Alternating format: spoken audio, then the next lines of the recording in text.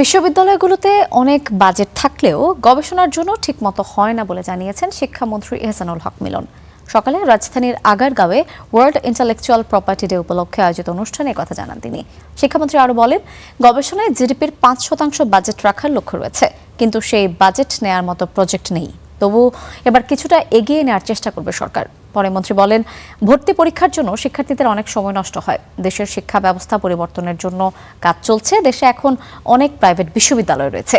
এসব বিশ্ববিদ্যালয় শুধু ব্যবসা প্রতিষ্ঠান নাকি শিক্ষার মান ধরে রেখেছে তা খেয়াল করতে হবে।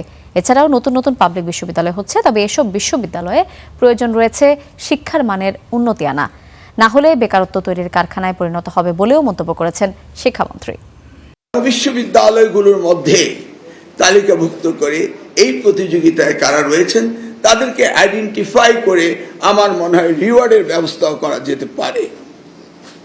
এটা হওয়া উচিত, কারণ আমরা কখনো রিকগনাইজ করি না এবং তাদেরকে প্র্যাকটিক্যালি স্পিকিং রিওয়ার্ডও করি না। এই প্রচলনটি আমাদের মধ্যে আসতে হবে। দেখুন, আমরা বাজেট করি বিশ্ববিদ্যালয়গুলোর জন্য বড় বড় বাজেট, কিন্তু সেই জায়গায় আমাদের রিসার্চের কোনো বাজেট নেই।